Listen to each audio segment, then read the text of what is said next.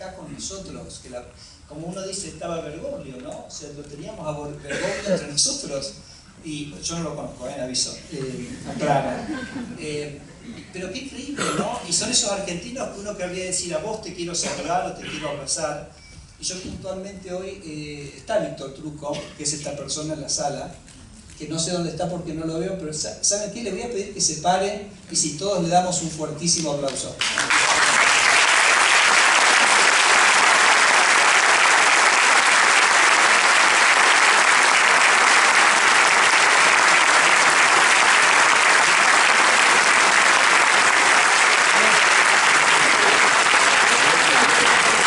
Gracias, Víctor. No te había dicho que te iba a hacer esta pequeña trampita, pero muchas gracias por venir de Rosario, por acompañarnos, y creo que estas son las historias que inspiran, las historias de los argentinos que realmente cambian las cosas. Así que bueno, esa es la primera manera de leer este libro, que en 30 minutos lo liquidan. ¿Okay? Después, si quieren leer el libro verdaderamente, que son los capítulos, ahí tienen como dos tiempos, ¿no? Porque tienen una parte que es lo que yo llamo el pasado y Cristina, que es como tiene un relato histórico, un hilo conductor histórico, y después la parte de futuro. Y ahí yo les recomiendo que arranquen con el futuro. ¿Okay? Entonces lo segundo que tienen que hacer es arrancar por la parte del futuro. Pero claro, a veces es difícil hablar del futuro sin tener el contexto donde estamos, así que por eso la verdad que escribí esa parte. Pero les decía que es un libro optimista, incluso sobre el pasado, porque nosotros los argentinos llevamos a veces un poco como una mochila esa sensación de que este es un país que, no sé, como que estuvo condenado a muchos años de declinación. Y lo que yo muestro es que es como insólito que hayamos generado esa visión y que esa visión haya perdurado. ¿Por qué? Porque cuando uno mira el ingreso relativo de Argentina, a ver, si nos comparamos con Hong Kong o Corea, sí, no nos va a ir bien. Tampoco hay por qué compararse con eso. Entonces, si nos comparamos, por ejemplo, con dos países razonables que serían Australia y Estados Unidos, uno encuentra una conclusión sorprendente, y es que hasta el año 75 el ingreso relativo de Argentina con esos dos países se mantuvo bastante constante.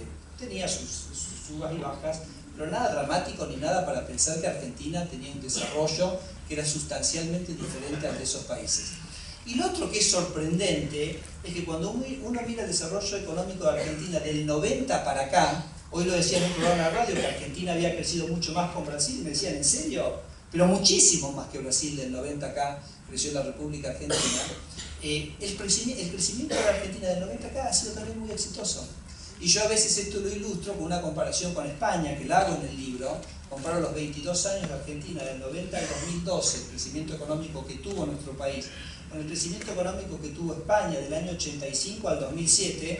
Mi mujer me dice, no hables mucho de España porque ahora están medio cachuzos, pero la verdad que es un punto que del 85 en adelante tuvo un proceso de crecimiento fuertísimo. ¿Y por qué el 85? Porque el 85 es el año que España entra en la Unión Europea y empieza a recibir un montón de recursos de la comunidad. Bueno, Argentina en estos 22 años crece más que España después de entrar en la Unión Europea. Y no estoy hablando de 2 o 3 años, estoy hablando de un proceso de 22 años. Entonces, la verdad que es como sorprendente, porque uno dice, hasta el 75 anduvimos bien, desde el 90, bueno, eso quiere decir que hay un paréntesis ahí, ¿no? Hay un paréntesis entre el 70 y el 75 y el 90, que sí, es de una dramática declinación de Argentina. Me parece que es muy importante advertir esto porque muchas de las características de las políticas económicas que hoy el gobierno está implementando se parecen mucho a lo que pasó en Argentina entre el año 75 y el 90, que como digo yo, en el medio tuvo esa cosa increíble que fue la vuelta de la democracia en el 83, que me parece que preparó el camino para lo que vino después. Entonces, Argentina no es un país. Entonces, lo primero que les pido es que no sigamos pensando que Argentina es un país sistemáticamente condenado al fracaso. Ni siquiera fracasó. Es un país que tuvo 15 años malos. Miren, para que se den una idea de lo que implicaron esos 15 años, si uno, por ejemplo, hiciera como un ejercicio, es decir, que en esos 15 años haya pasado en Argentina lo mismo en términos de crecimiento que pasó entre el año 30 y el año 75, que no son considerados los grandes años de crecimiento de Argentina, y uno dijera, bueno, reemplazo, ¿no?, lo que pasó entre el 75 y el 90 por esa trayectoria, y después en Palmo, hoy Argentina tenía un nivel de ingreso parecido, por ejemplo, a un país como Alemania. No podríamos decir que Argentina es una sociedad fracasada si tuviéramos ese nivel de ingreso. Entonces yo, la primera idea que les quiero transmitir es que no es cierto que Argentina es un país que siempre ha fracasado. Sí es cierto que tuvimos 15 años difíciles, pero una manera de sacarse, ¿no?, ese pesimismo y esa mala onda que muchas veces llevamos. Así que eso es todo lo que voy a decir respecto al pasado. Tengo una visión optimista sobre el pasado. Vamos al futuro. Vamos al futuro. Y después, Cristina, lo dejaremos para los dos comentaristas. El futuro...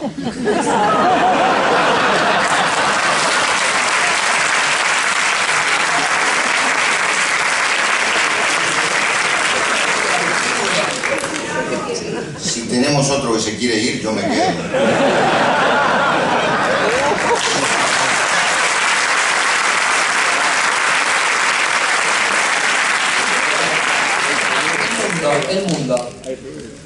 El mundo está creciendo cada vez más rápido.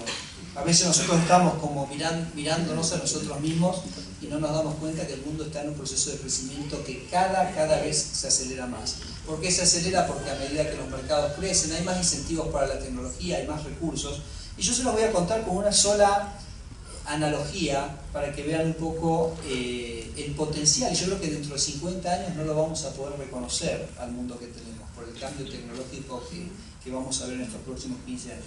Decía un amigo que la revolución industrial, ustedes piensen que hasta más o menos el año 1800, que fue la revolución industrial, no hubo aumentos importantes en los niveles de vida en el mundo.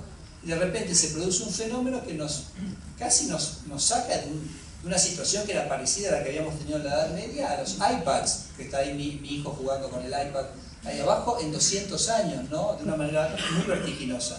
Entonces decía este amigo mío que la revolución industrial había sido que el 3% de la población del mundo, que era la población que vivía en Inglaterra, había pasado de crecer el 0% por año a crecer el 3%. Entonces ese cambio en la tecnología que generó esos recursos adicionales financiaron la revolución industrial que permitieron este cambio en 200 años. Del 3% de la población pasando del 0 al 3. Ahora, si ustedes piensan qué es lo que pasó en el mundo en los últimos años, bueno, pasó que tomamos el 25% de la población del mundo, que es China, que pasó de crecer el 0 a crecer el 8.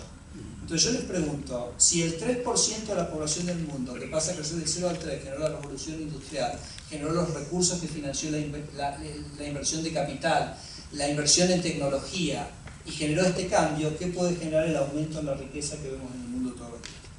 Ahora, ¿qué necesita un país para sumarse a ese viaje del mundo tan extraordinario que nos está planteando?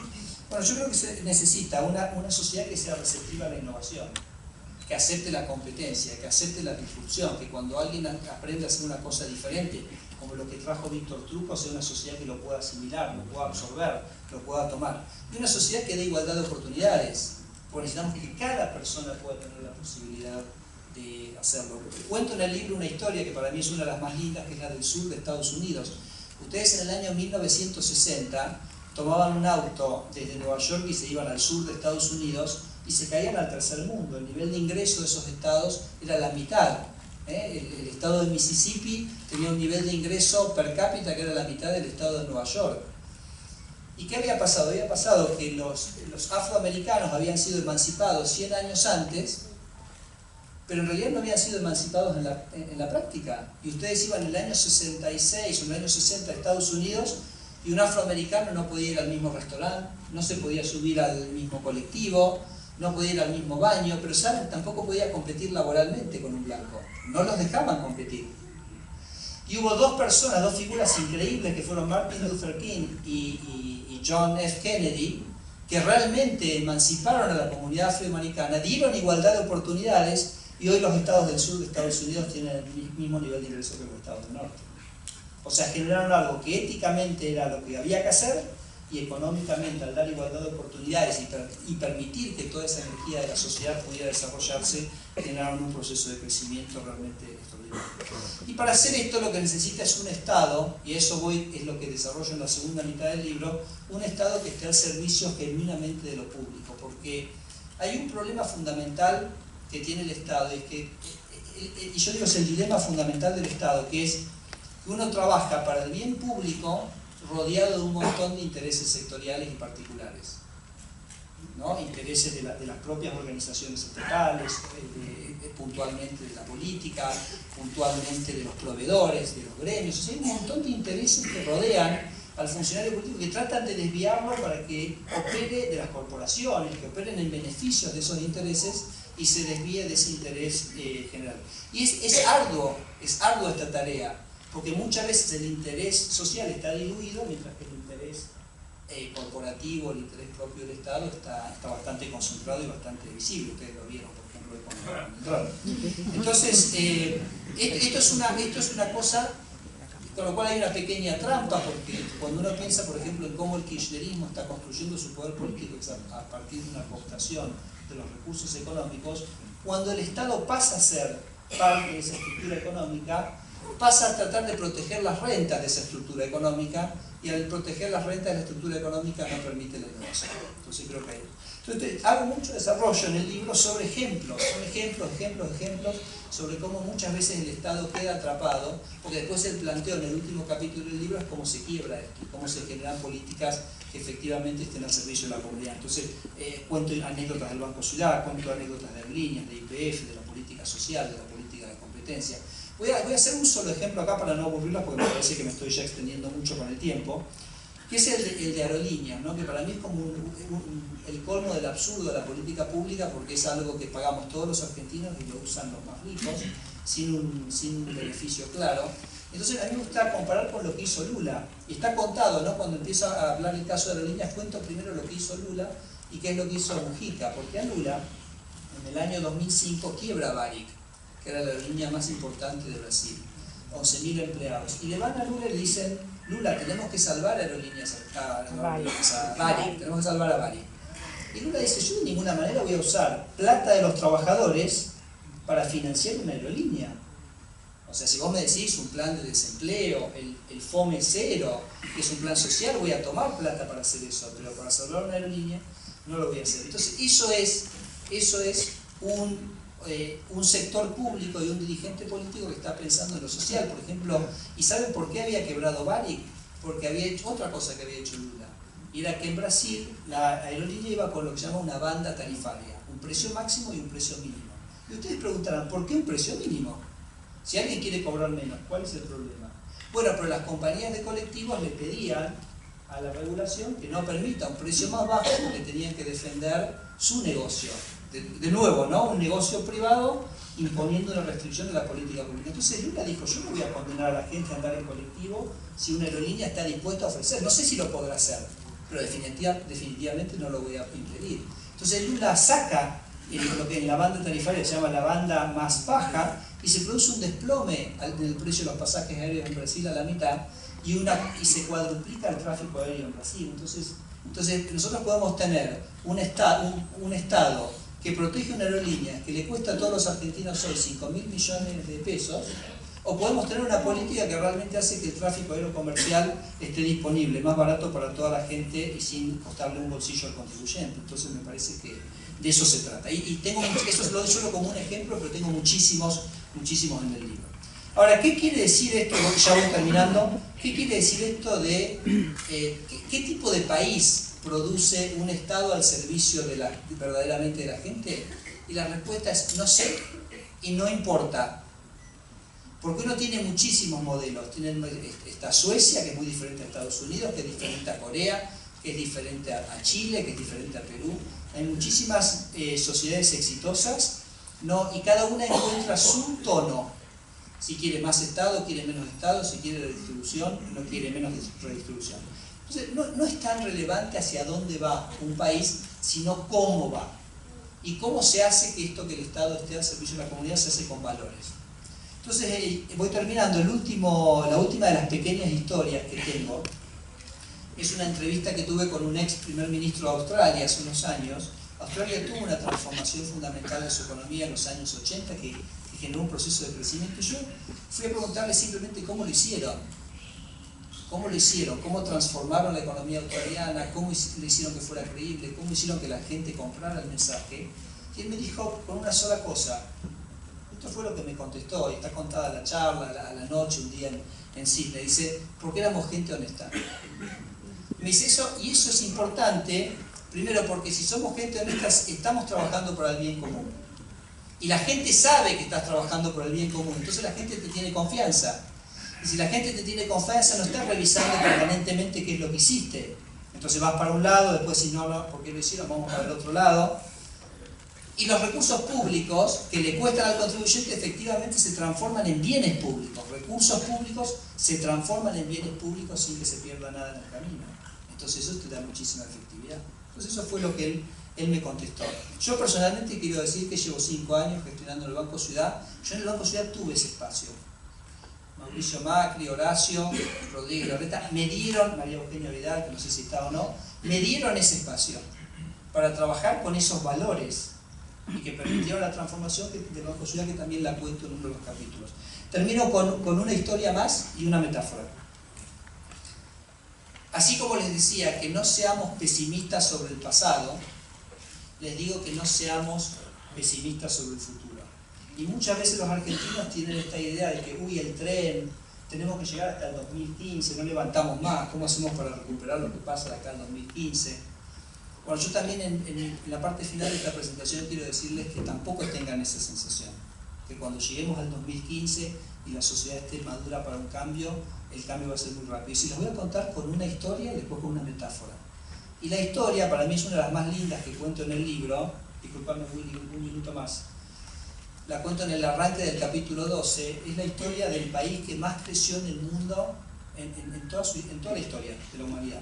Es un país perdido en el centro de África que no tiene acceso al mar, que se llama Botsuana, y que tiene una historia maravillosa porque por allá por los años 50 eran tribus, no era ni siquiera un país, era un protectorado inglés, y en una de las tribus hay un chiquito que va a ser rey, a los 2 años se convierte en rey porque muere su padre. El tío dice, este me lo saco de encima, y entonces se lo mandó a estudiar a Sudáfrica e Inglaterra. Entonces el chico este deambula durante 20 años por Sudáfrica e Inglaterra, finalmente se casa con una inglesa y vuelve ya mayor de edad para reclamar su trono de esta tribu por allá por principios de los años 60. Claro, entonces en la locura del mundo, porque la locura no es solo acá, hay mucha locura a veces en el mundo, ¿se acuerdan? En Sudáfrica estaba el apartheid, que era esa locura que no se permitía que los matrimonios interraciales, ¿no? Cosas como increíbles. Entonces los sudafricanos le dijeron a los ingleses, no podemos tener este señor acá, que es un señor carismático, es un señor preparado, educado, y que se casó con una bruja, porque nos rompe todo el esquema. Y lo convencieron los ingleses y los ingleses lo exiliaron a este señor en Inglaterra. Entonces, este señor, que se llama Sedet Sekama, abdicó a su trono y volvió a Botsuana como campesino. Y durante 10 años cultivó su tierra y tenía su granja y fue un campesino más. Hasta que llegó el tiempo en el cual se empezaron a generar los movimientos independentistas en África, armó un partido como campesino, ganó las elecciones y como campesino desafió su imperio. Por eso yo llamo el rey que se convirtió en campesino, el campesino, es una historia fabulosa que desafió al imperio y consiguió la independencia para su país. Y empezó una presidencia que ha tenido continuidad en los sucesivos presidentes que ocurrió hasta hoy, con una sola consigna que era la honestidad en la gestión pública.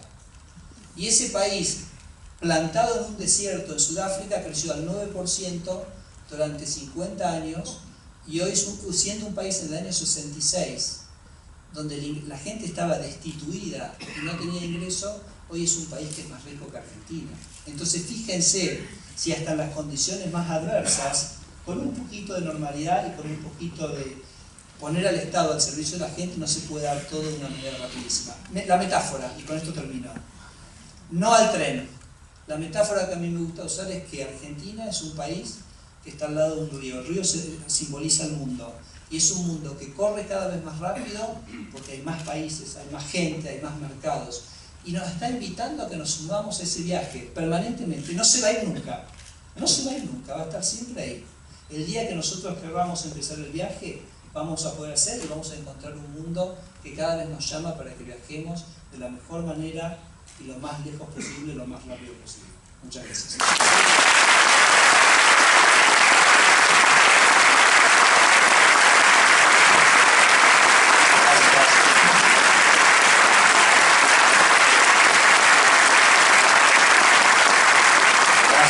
Gracias Federico. Por supuesto, en una parte del libro, Federico Sturzenegger hace alguna descripción sobre el momento actual.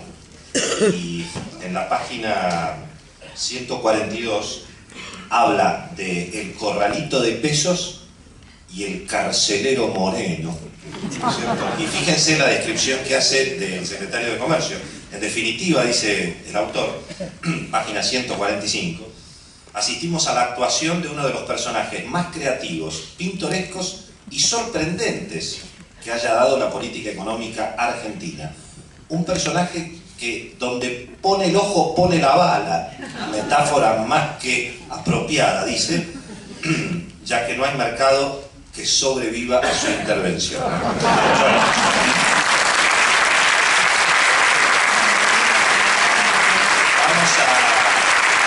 Vamos a escuchar al senador Ernesto Sáenz. Ernesto.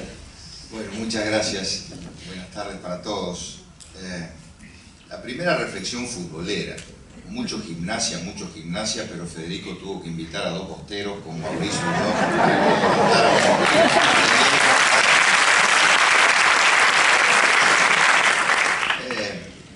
La segunda reflexión. Agradezco profundamente la invitación y el hecho que yo pueda participar en esta mesa, que probablemente sorprenda a algunos y que probablemente también dé lugar a algunos comentarios. A mí se me invitó y por eso lo agradezco, porque yo pertenezco al espacio del otro, es decir, al espacio del que, compartiendo muchas cosas que se dicen en el libro, hay otras cosas que no comparto y en las que disiento. Y precisamente estoy acá porque la Argentina necesita muchos espacios en donde los que no compartimos, pero nos respetamos y nos toleramos, podamos compartir la presentación de un libro.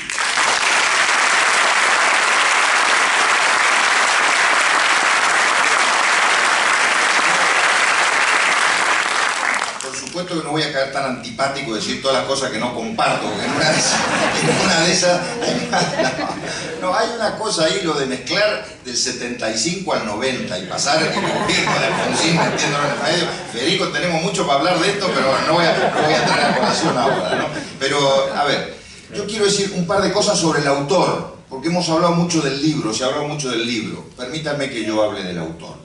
Yo no soy amigo de Federico, no he cultivado, compartido con él amistad, la verdad que por razones de distintos espacios, de distintas vidas, pero yo quiero hablar hoy de Federico, no de sus condiciones intelectuales ni de sus capacidades de gestión, no me corresponde y hay otras personas que pueden hablar de ese tema. Yo quiero hablar del hombre público con coraje y lo voy a hacer a partir de lo que a mí me tocó protagonizar en los últimos tiempos. Yo lo vi defendiendo con pasión, con coraje, con arrojo, con convicciones, con mucha seriedad y mucha responsabilidad, dos temas en el Senado de la Nación, en dos debates, y eso a mí me hizo ver en Federico un hombre público interesante e importante para la Argentina, del presente y del futuro. Uno de esos debates fue el debate sobre la ley del Banco Ciudad, la que le quitó al Banco Ciudad fondos que le pertenecen legítimamente.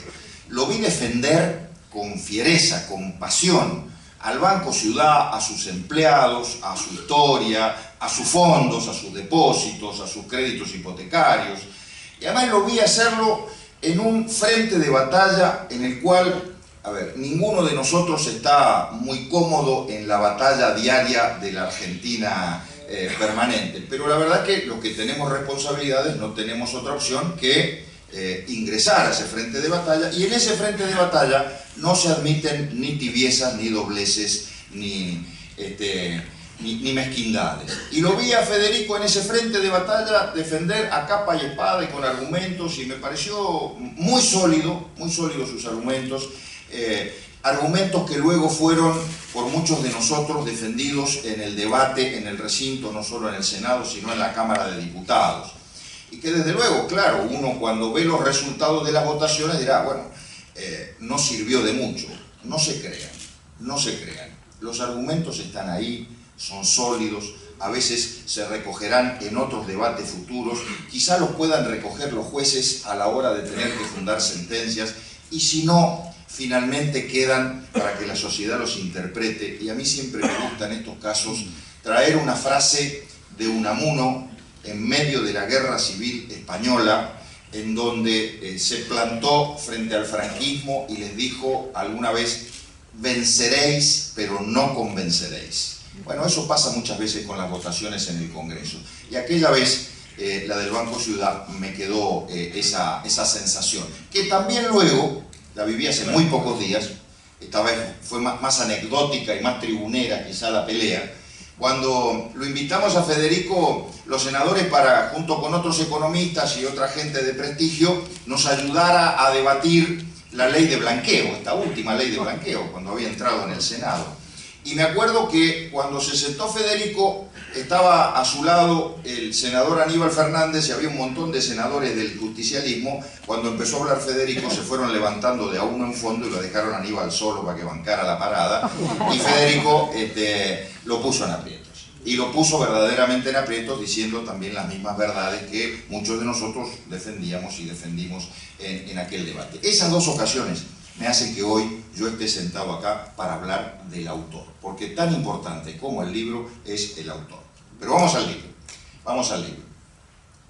El libro está escrito, y creo que ha quedado claro recién, con pasión, con la misma pasión con que lo explica. Y no hay cosa más importante que hacer las cosas con pasión en la vida. Escribir un libro, gobernar, dictar una ley, participar de un debate, formar una familia, ser de Boca. Todas esas cosas requieren mucha pasión. Y Federico creo que esto lo ha hecho con una enorme pasión. ¿Dónde yo encontré entre tantas cosas esa pasión?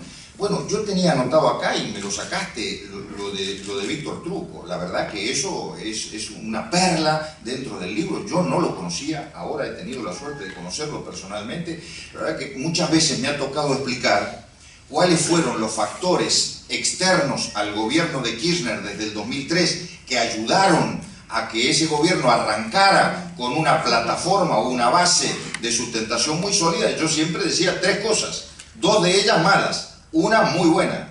Las dos malas eran el default, que por supuesto que es malo, pero que le permitió al gobierno de Kirchner en los primeros años no pagar deuda, obviamente sí hacerse cargo de la hipoteca, de tener que arreglarla, pero de no pagar deuda, que no es menor. La otra, la devaluación, que no es buena en sí mismo, porque deja mucha gente fuera y excluida, pero que en definitiva permite un rebote, un salto de competitividad, sobre todo en el sector industrial, que en este caso se verificaba con el famoso 3-1. Esa era la dos malas. ¿Y cuál era la buena? La tercera, la revolución del complejo sojero agroindustrial. Por eso es que me pareció fantástico que Federico lo incorporara. Otra cosa en la que noté pasión, y fíjense que es una simple anécdota que en el libro tiene un párrafo, es cuando él explica la razón por la que se decidió a escribir el libro, que creo que venías de un viaje y te habías llevado un libro de un caracterizado economista del oficialismo, que es Alfredo Zayat, que es La economía a contramano, y que cuando terminaste de leer el libro dijiste: yo tengo que hacer un contrarrelato, tengo que escribir un libro que diga otra cosa, porque esta no es la realidad. Bueno, más allá del respeto y de las diferencias por lo que se escribe de un lado y de otro, me pareció muy importante que alguien que no está de acuerdo con ese relato económico del oficialismo se largue a escribir un libro, porque es necesario hoy, en todos los frentes de la vida social, política, ciudadana de la Argentina, que exista también otra visión, además de la visión del oficialismo. Porque en esa visión del oficialismo es muy probable que mucha gente compre el que este es un gobierno progresista. Y yo digo, no hay nada más conservador que querer reformar la justicia para conservar impunidad. Y no hay nada más conservador, que querer reformar la Constitución para conservar poder. Entonces que a mí me vengan a hablar de progresismo conservador.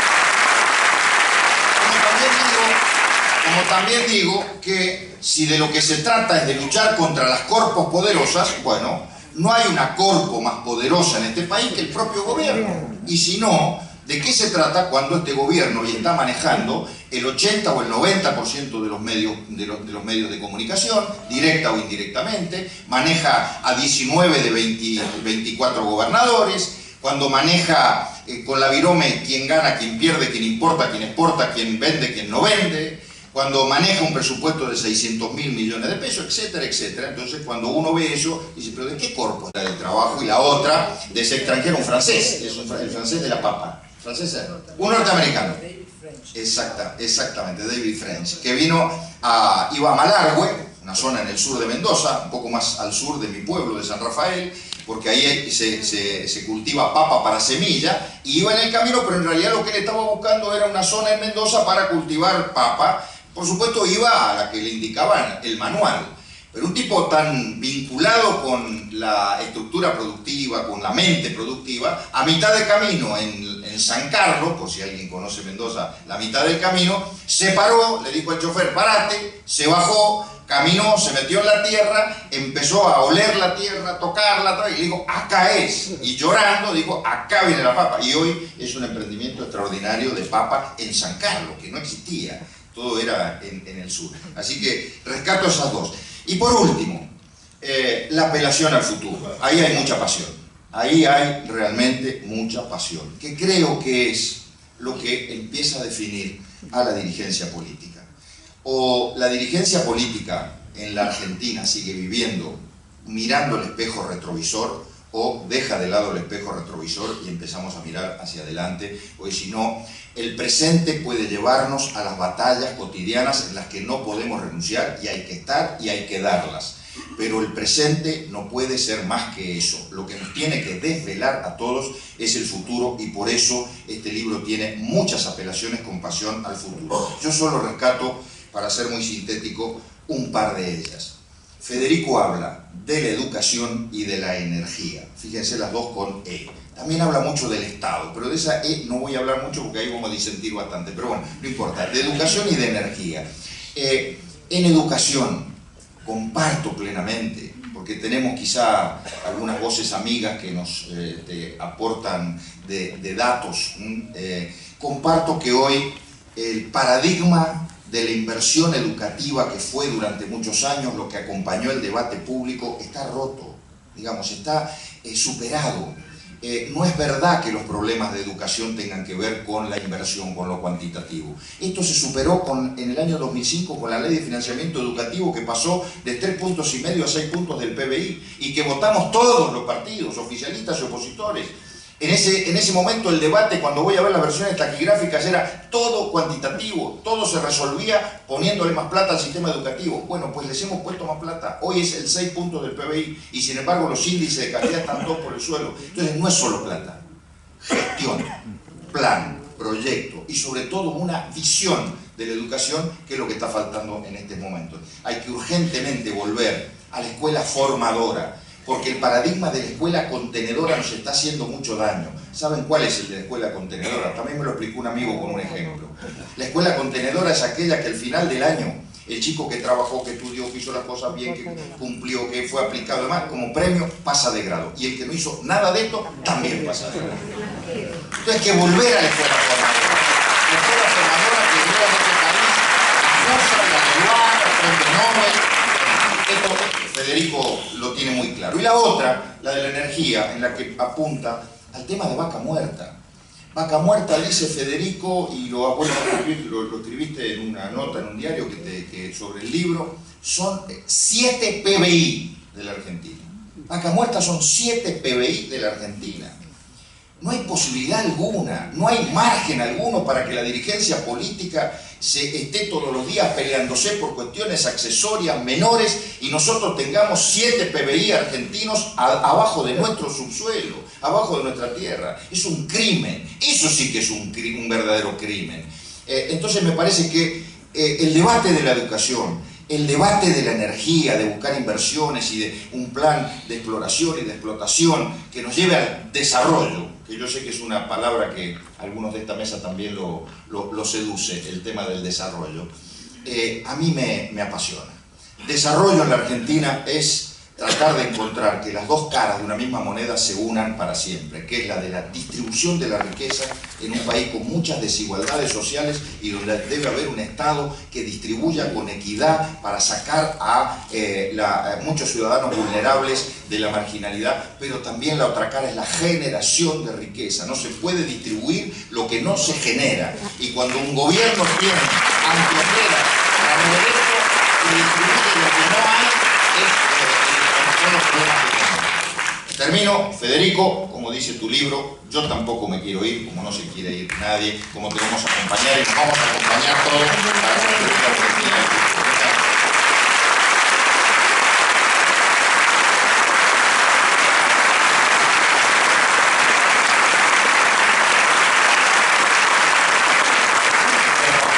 Muchísimas gracias, senador Sanz. Pensábamos, ¿no es cierto?, esto de yo no me quiero ir y qué es lo que cada uno hace, ¿no es cierto?, para quedarse. Y tengo que decir que como periodista, yo me formé básicamente como periodista especializado en economía, y la verdad que siempre encontramos, tanto en Federico Sturzenegger y desde ya en su padre, que ahí está, bueno, enorme receptividad cuando nos tocó estar, digamos, como periodistas y tenerlos como funcionarios, siempre abiertos al periodismo, siempre apoyando también en lo que pueden al periodismo independiente, y la verdad que creo que es esto para destacar, nos hemos sentido siempre muy respaldados y con la posibilidad de conseguir información, hablar, tanto en la época de Aldo, con, por supuesto, los radicales en los años 90, bueno, pequeñas historias de libertad que han ocurrido estos años en la Argentina y que me parece que hay que realmente destacar. Eso también ha hecho la familia Sturzenegger para que todos nos querramos quedar en la Argentina. Lo escuchamos a Mauricio Macri, ¿verdad?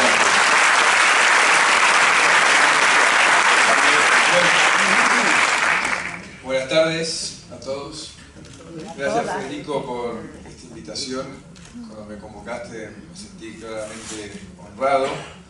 También debo confesar que tuve que interrumpir una saga de historia de los emperadores romanos. Dije, bueno, pero esperemos que valga la pena, y la verdad me sorprendí gratamente porque imaginaba una cosa mucho más técnica, profunda, cosa que Federico tiene como contenido de información.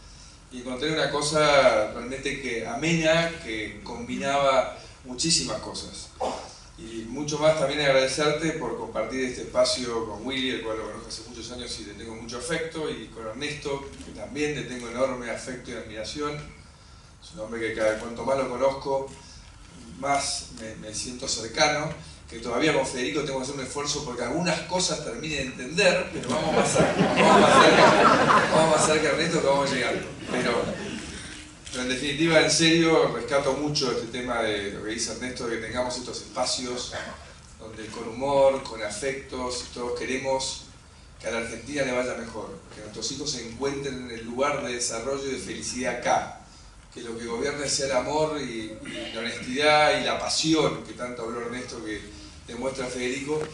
Lo primero que tenemos que hacer es escucharnos, sentarnos, dialogar, porque si somos buena gente, al final vamos a encontrar puntos comunes, ¿no? Puntos de encuentro en algún lugar del recorrido, y algunas veces uno se acercará más a casa del otro, otras veces más a la del otro, pero finalmente de eso se trata, porque también la vida, lo lindo no es solamente lograrlo, sino el proceso que te lleva a lograrlo. Es casi, hablando del fútbol, yo dije una de mis máximas futboleras, que es mucho más lindo que salir campeón son las 19 fechas que te llevan a salir campeón. Porque cuando saliste campeón, festejaste un rato y te fuiste a tu casa y decís, dentro de 15 días empieza de vuelta. Decís, no, si no te cuento sos presidente, no voy a empezar más. Pero lo lindo es el durante. Si en ese durante nos estamos agrediendo, nos estamos descalificando, aunque logremos sacar vaca muerta y ponerlo en valor, no es lo mismo que hacerlo en un contexto donde podamos colaborar. Pero bueno, la verdad que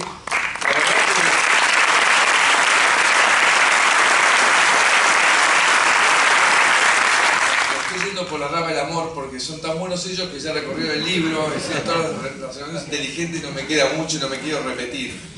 Pero quiero volver al origen de este gran vínculo que tengo con Federico. Yo lo conocía, de verlo cruzarlo en idea y en esos lugares. Siempre el tipo decía cosas inteligentes. Siempre parecía un tipo medio distinto, ¿no? Porque siempre que venía volvía de Estados Unidos y todavía estaba más americano, que hoy lo hemos recuperado muchísimo. Y la verdad que cuando Horacio, que tiene más vínculo con él, me dijo: mirá, Federico quiere venir, sumarse, acabamos de ganar, ¿qué te parece? Y yo digo, bueno, este tipo es grosso, tenemos que dar un lugar importante, ¿dónde lo ponemos? Entonces empezamos a mirar qué había. Nosotros habíamos armado convocando mucha gente que hoy nos acompaña, que no venía de la experiencia política, y crear el Banco Ciudad. Y por supuesto, no te enojes, ¿no? Pero hubo varios que dijeron: pero este es medio naif, académico, se lo van a comer crudo los mañosos del Banco Ciudad. Yo dije: a ver, pero ¿por qué naif? No, porque es demasiado soñador, es demasiado optimista. Lo ponemos, lo ponemos ahí, algo va a ser. Y la verdad que lo que ha operado en el Banco Ciudad es algo maravilloso. Él relata en el libro una pequeñísima parte, ¿no? Porque la verdad que hay que vivir estas cosas, porque lo lindo de esto justamente es haber ido convenciendo a los propios empleados del Banco Ciudad que todos estos cambios que tantos miedos despiertan son primero a favor de ellos, porque si es a favor de ellos seguramente también va a ser a favor de la gente y viceversa. Obviamente todavía no terminó de convencer a todos, algunos vinieron acá a la puerta.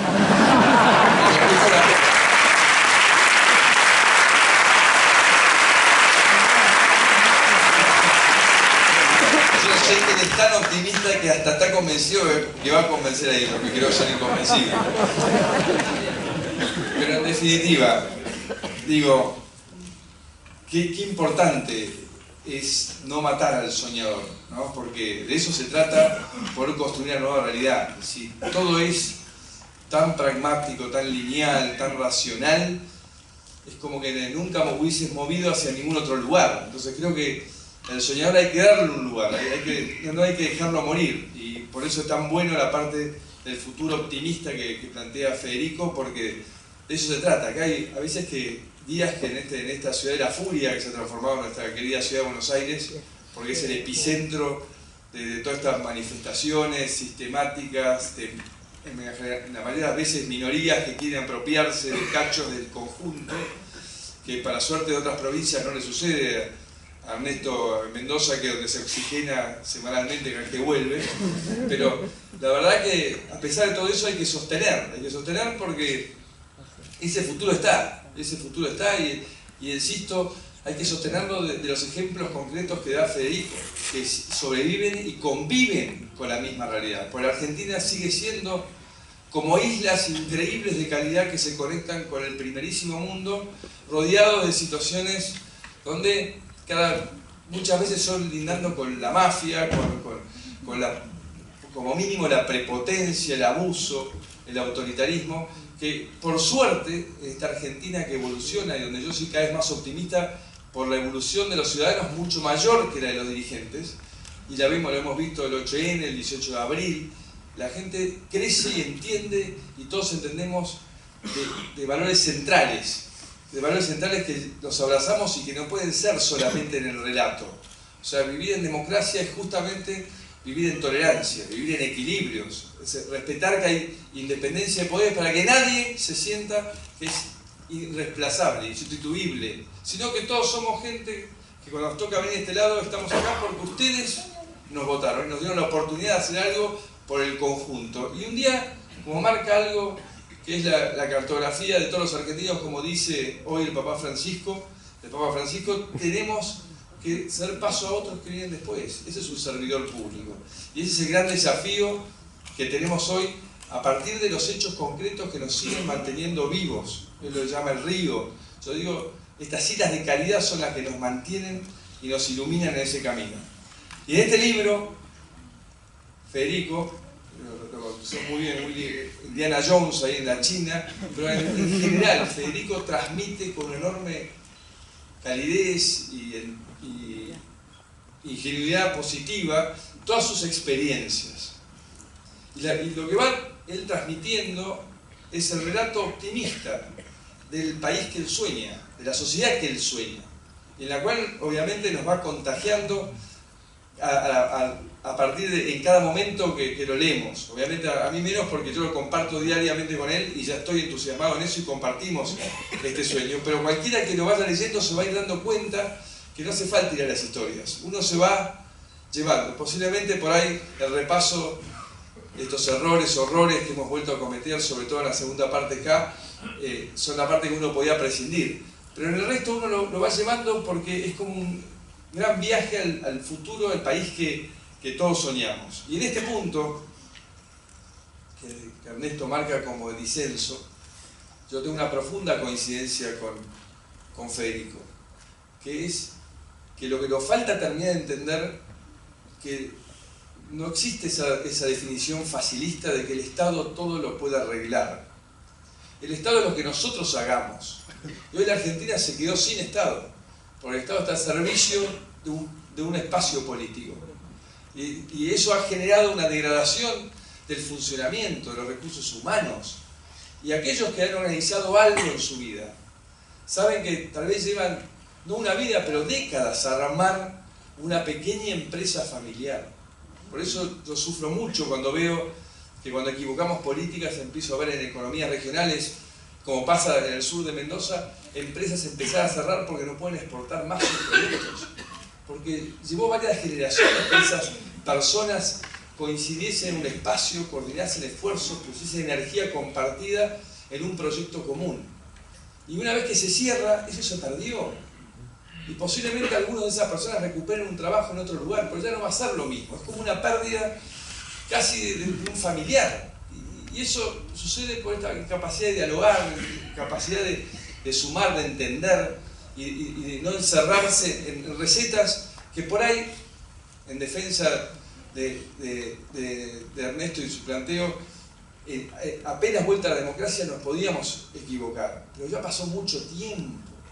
Ya pasó mucho tiempo para que volvamos a esta cultura de esconder el diagnóstico, esconder la realidad y buscar parches cada vez más violentos, cada vez más invasivos, donde los argentinos sentimos cada vez más que nos falta el aire porque nos quieren poner controles de absolutamente todo. Y justamente lo que destaca este libro es que la creatividad fluye cuando existe la libertad. No hay creatividad cuando la gente tiene miedo, cuando la gente retrocede, se retrotrae a un espacio menor. La creatividad fluye cuando sentís que te podés comunicar, que podés salir a la calle y no tenés ni miedo físico ni miedo legal de nada que te vaya a suceder. Entonces creo que es muy importante en este relato positivo, optimista que hace Federico, entender el plano central, el eje central que Federico pone a la capacidad de emprender que tiene una sociedad. Finalmente, las sociedades se hacen grandes por la cantidad de creadores que puedan albergar, que trabajen dentro de la constitución de su país, respetando la ley, pagando impuestos, empleando gente. Y a ellos hay que darle el lugar para facilitarle ese crecimiento, que permita, a modo de imán, enganchar a otros a subir a ese progreso. Y por supuesto, en un Estado que funciona, como bien marcó Ernesto, no es cuestión de plata. Es verdad que billetera mata galán, pero a la larga no funciona. Entonces, lo que nosotros necesitamos es gestión. Es lograr poner una computadora por alumno, como pusimos en la Ciudad de Buenos Aires, en cada primario, y darle conectividad en toda la ciudad, y no entregarle un piso de metal, un pedazo de metal que no tiene conectividad, que lo terminan revendiendo en el mercado negro, como ha pasado con otros programas. Y eso genera un cambio definitivo, porque esos chicos ya son parte de ese mundo que los invita en el río de Federico. Y no solo ellos, sino también su familia, porque la mitad no tenía conectividad. Entonces creo que en ese esfuerzo de reconstruir el Estado, tenemos que tener prioridades. Porque si nos podemos administrar aviones, nos olvidamos que hay chicos que están naciendo y que no tienen estimulación temprana. Nos olvidamos que los chicos que entran al colegio no tienen los elementos necesarios para poder ser parte de ese mundo que enfrentamos, que es un desafío y una oportunidad. Entonces creo que en esta Argentina que viene, que Federico lo plantea bien, lo que busca es que entendamos en qué cosas el Estado es insustituible y que hoy no está haciendo en la Argentina. Y una vez que las tengamos resueltas, podemos resolver las demás. Y por supuesto, en una sociedad donde la corrupción domina, ya no es una cuestión moral, que lo es, sino que una sociedad corrupta es totalmente ineficiente, no puede competir. Yo siempre juego con el ejemplo de que los productores de vino de Chile deciden producir vino, deciden exportarlo, se meten en internet, se meten en Chile Exporta, hacen una cantidad de trámites en internet y el vino sale, y la botella sale entera. En la Argentina el pobre productor de vino decide hacer lo mismo y empieza a tener que lidiar con distintos gestores, y cuando llega al puerto le queda el corcho. Entonces dice, así no puedo competir. Entonces de eso se trata el desafío de esta Argentina que viene y que Federico una y otra vez plantea. Pero para terminar, quiero decirles que también Federico plantea sistemáticamente en los ejemplos los incentivos. Los incentivos tienen que ser coincidentes. Para que todos trabajemos en la misma dirección, tenemos que lograr tener el mismo deseo de ese resultado. Y ese es el eje central que ha seguido Federico en el banco. Es explicarle a la gente que trabaja en el banco que la mejor manera de sentirse mejor, ser más felices, es dar un mejor servicio a la gente. Y para eso habría que abrir el banco. Y la gente lo ha ido entendiendo y cada vez se siente más orgullosa de pertenecer al lugar donde trabaja.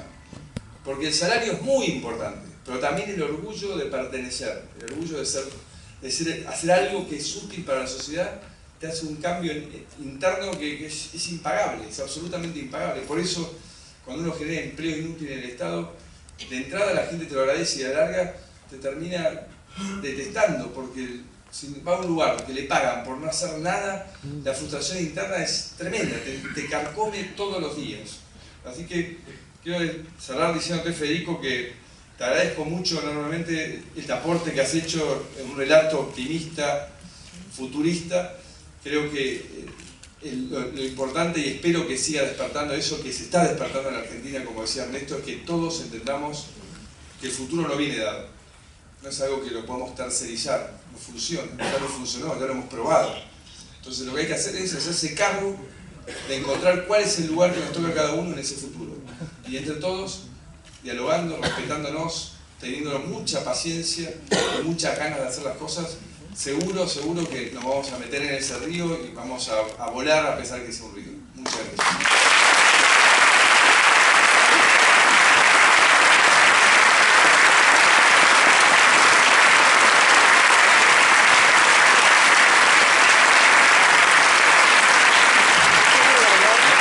Bueno, muchísimas gracias a los tres. Como periodista, yo lo que sí tengo para decirles es que efectivamente con el futuro están los sueños y se venden libros y por supuesto se, digamos, convoca a un futuro también en materia política, pero los periodistas estamos obligados a vender diario, digamos, y también a generar audiencias en la televisión y en la radio, y la verdad es que los diarios se venden con el presente, lamentablemente, pero esta es la realidad. Y justamente, digamos, en la página 136 del libro, Federico habla del presente y habla sobre la segunda presidencia de Cristina Kirchner. Hace una comparación bastante interesante con la película Goodbye Lenin, que era básicamente un caso de una persona que entraba en una señora, digamos, que entraba en coma pocos días antes de la caída del muro de Berlín. Y cuando se despertaba, su familia, sus allegados, no le querían contar que había cambiado el mundo y que se había caído el muro. Entonces, claro, cada vez las mentiras eran más complicadas de sostener. No sé si vieron la película, ¿no? Y Federico lo que dice en el párrafo, dice que el armado de una realidad imaginada resultó la característica central de la segunda presidencia de Cristina Fernández de Kirchner, y no hay tema más emblemático para ilustrar la relación del gobierno con ese mundo inexistente que pretender mostrar que la inflación no existe, ¿no es cierto? No solo porque el gobierno disfraza los números, negando la realidad, sino porque esa propia negación lo ha bloqueado para implementar soluciones o paliativos.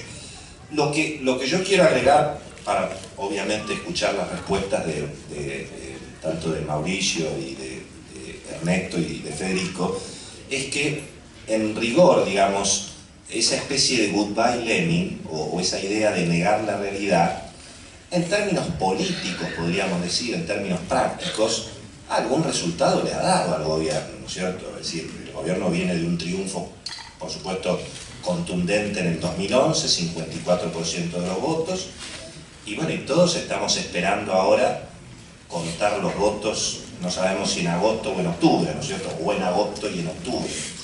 Y bueno, un poco la inquietud para los tres es, digamos, cómo cada uno de los espacios que representan parecerían más separados que juntos, por lo que conocemos en el periodismo, digamos, cómo se va a enfrentar esta realidad del presente y qué es lo que creen, en definitiva, que puede ocurrir en términos, básicamente, de lo que van a ser las elecciones este año. Creo que, perdón, podemos darle la palabra, como aquí están los dueños de casa, le podemos dar la palabra. Yo te quiero aclarar nomás que es algo que, porque el libro ya presume que va a tener un éxito bárbaro, él es el mismo espacio que yo, así que no son tres espacios separados. Bueno, no sé. Yo tengo que vender diarios, Mauricio. No sé, Mauricio, ¿sabes cuántos tipos se han agrandado vendiendo libros y después terminan solos por ahí? No. Bueno, a ver, las elecciones no se ganan ni se pierden antes. Ese es el día de la elección, en donde estamos todos a prueba. Por lo tanto, yo más que una reflexión hago una apelación. Es verdad que hay síntomas de agotamiento de un modelo, es verdad que hay síntomas de un final de ciclo, pero eso hay que verificarlo en las elecciones. Y con esto digo que nadie que pretenda una Argentina diferente a la del modelo actual, nadie que pretenda vivir en una Argentina tolerante, con progreso, con desarrollo, con respeto, con diálogo, con recuperación institucional, puede bajar los brazos y pensar que estas son cuestiones definidas. Que trabajar mucho para octubre, cada uno desde su espacio, si podemos conformar espacios comunes en la medida de lo posible, hay que hacerlo. Hay que comprometer a la sociedad a fiscalizar las elecciones en octubre, tiene que ser un compromiso ciudadano muy fuerte. Y creo que en octubre lo que me parece va a ser la noticia no es que alguien perdió o alguien ganó. Va a haber un solo ganador, un gran ganador, que es la sociedad argentina, que ha sido capaz, creo yo, de mayoritariamente poner límite a un modelo de acumulación de poder político y económico. Y a partir de ese límite de octubre, con un gran ganador, que es la sociedad, nace en cabeza de la dirigencia política que tenga esta visión, la de construir alternativas. No por allí, yo no soy amigo de creer que todo se resuelve, todos en una misma boleta,